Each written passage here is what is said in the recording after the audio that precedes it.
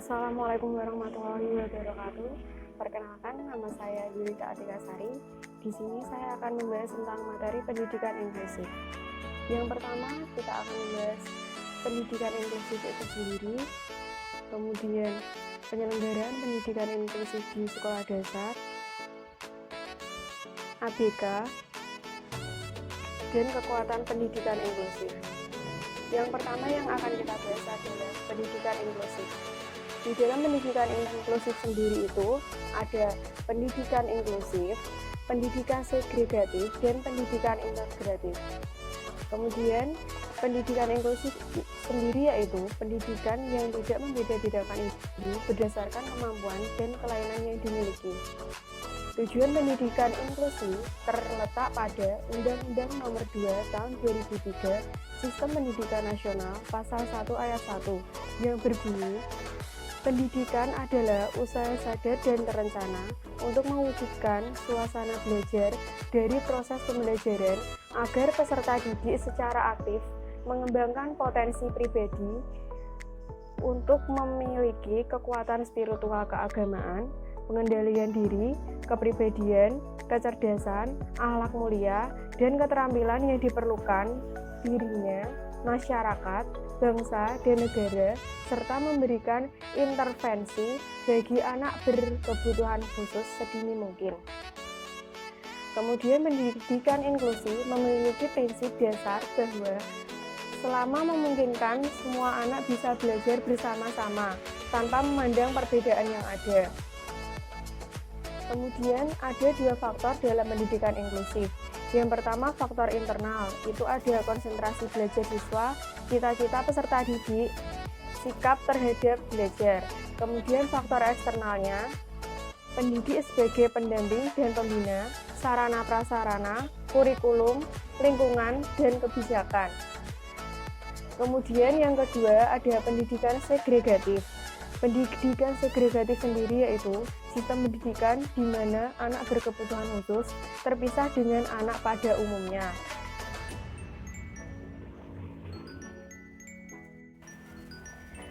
Contoh dari pendidikan segregatif sendiri yaitu SLB. Keunggulan dari pendidikan segregatif, anak merasa lebih tenang, komunikasi mudah dan lancar. Kekurangannya, sosialisasi terbatas, bebas bersaing, dan menumbuhkan disintegrasi. Kemudian yang ketiga, pendidikan integratif. Pendidikan integratif sendiri yaitu sistem pendidikan yang mengoptimalkan perkembangan kognitif, emosi, jasmani, dan menempatkan anak berkebutuhan khusus dengan anak pada umumnya secara penuh. Pendidikan integratif sendiri memiliki dua tujuan, yaitu tujuan teoritis dan tujuan praktis. Tujuan teoritis sendiri yaitu tujuan berdasarkan teori, sedangkan tujuan praktis yaitu tujuan mendapatkan sesuatu dengan cepat. Kemudian ciri dari pendidikan integratif, berpusat pada anak, memberikan pengalaman langsung, dan pemisah antar mata pelajaran tidak nampak. Dan strategi penyelenggaraan pendidikan inklusif. Tujuannya untuk memberikan kesempatan pada semua anak untuk mendapatkan pendidikan layak, membantu mempercepat program wajib belajar pendidikan dasar. Prinsipnya ada prinsip motivasi, latar atau konteks, hubungan sosial, prinsip belajar sambil bekerja, prinsip individualisme, prinsip menemukan, dan prinsip memecahkan masalah. Kemudian pembahasan yang kedua yaitu penyelenggaraan pendidikan inklusif di sekolah dasar. Bahasannya yaitu ada sistem penyelenggaraan, identifikasi dan asesmen ABK, guru pendamping khusus, PPI, dan desain kurikulum dan pembelajaran, dan evaluasi pembelajaran. Yang pertama itu ada sistem penyelenggaraan. Sistem penyelenggaraan itu dibagi menjadi dua lagi. Yang pertama itu ada sistem penyelenggaraan. dalam sistem penyelenggaraan memberikan kesempatan kepada anak berkebutuhan khusus untuk dapat mengikuti pendidikan atau pembelajaran di lingkungan pendidikan secara bersama-sama. Kemudian ada model sistem penyelenggaraan. Model sistem penyelenggaraan itu ada teacher center approach, yaitu berfokus pada guru, ada student center approach, dan strategi pembelajaran. Kemudian identifikasi dan asesmen anak berkebutuhan khusus. Ada teknik yang digunakan, ada identifikasi dan asesmen, dan hubungan identifikasi dan asesmen. PK, kompetensi GPK itu dibagi menjadi 3, kemampuan umum, kemampuan dasar, dan kemampuan khusus.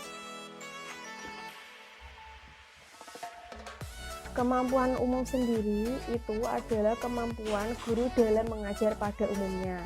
Sedangkan kemampuan dasar itu kemampuan tambahan untuk guru di sekolah reguler mendidik untuk ABK. Kemudian kemampuan khusus yaitu kemampuan yang diperlukan untuk mendidik peserta didik yang memiliki kebutuhan khusus jenis tertentu atau spesialis. Tugas GPK itu menyelenggarakan administrasi khusus, menyusun instrumen khusus, dan menyusun PPI. Kemudian ada PPI. Komponen-komponennya adalah ada taraf kemampuan siswa saat ini, tujuan umum yang akan dicapai, tujuan pembelajaran khusus, desain kurikulum dan pembelajaran. Desain kurikulum bagi anak berkebutuhan khusus di sekolah dasar, dan desain pembelajaran. Kemudian yang terakhir itu ada evaluasi pembelajaran. Ada 2 jenis evaluasi. Jenis evaluasi dibagi menjadi 5, yaitu evaluasi perencanaan dan pengembangan, evaluasi monitoring, evaluasi dampak, evaluasi efisien ekonomis, dan evaluasi program komprehensif. Kemudian tujuan dan fungsi. Pembahasan selanjutnya itu ada anak berkebutuhan khusus, tunalaras dan tunadaksa, tunanetra dan tunarungu, tunagrahita, lamban belajar, kesulitan belajar, cerdas istimewa dan bakat istimewa, autis, dan ADD atau ADHD. Tunalaras sendiri itu adalah anak yang terganggu dalam perkembangan emosi. Kemudian tunadaksa itu adalah anak yang memiliki kelainan atau kecacatan pada tulang, otot, atau sistem persendian. Untuk selanjutnya tunanetra dan tunarungu. Tunanetra sendiri adalah anak yang mengalami gangguan dalam penglihatan. Dan sedangkan tunarungu adalah anak yang mengalami gangguan pada pendengarannya. Selanjutnya tunagrahita, itu anak yang mengalami keterbelakangan mental. Kemudian lamban belajar. Selanjutnya kesulitan belajar itu dibagi menjadi 3, disleksia, disgrafia, dan diskalkulia. Disleksia sendiri adalah kesulitan membaca dan menulis. Sedangkan disgrafia itu gangguan berpusat pada kemampuan menulis anak.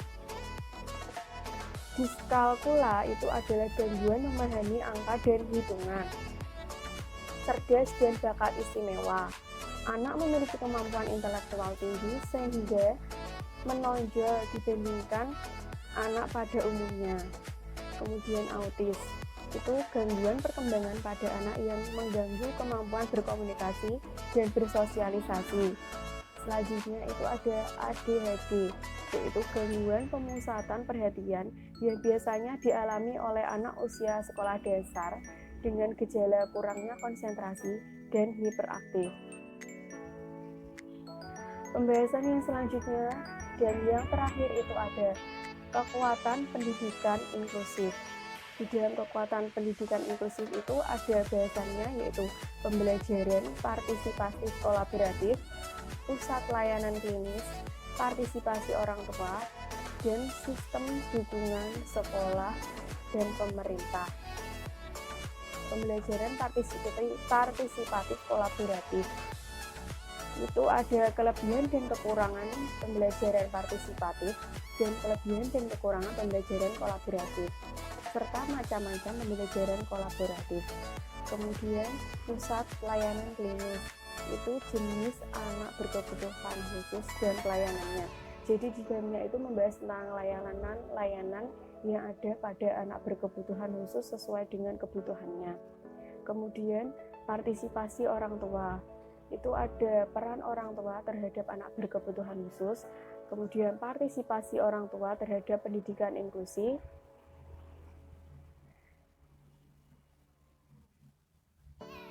dan fungsi pokok keluarga terhadap ABK, itu ada affection, keamanan dan penerimaan, identitas dan memuaskan, afiliasi dan pertemanan, sosialisasi dan kontrol. Kemudian bahasan yang terakhir itu ada sistem dukungan sekolah dan pemerintah. Itu ada kebijakan terhadap ABK, sistem pemerintah terhadap pendidikan inklusif, dan sarana prasarana. Sarana prasarana sendiri itu ada dua, yaitu sarana umum dan sarana khusus. Sarana umum itu seperti sarana yang dibutuhkan anak pada umumnya, seperti meja, kursi, media pembelajaran, dan lain sebagainya. Sedangkan sarana khusus itu sarana yang dibutuhkan anak berkebutuhan khusus secara khusus, seperti kalau anak tunanetra itu ada guru braille, kalau anak tunarungu itu ada bantuan pendengaran, dan lain sebagainya. Terima kasih, sekian video dari saya, semoga bermanfaat. Kurang lebihnya saya mohon maaf. Wassalamualaikum warahmatullahi wabarakatuh.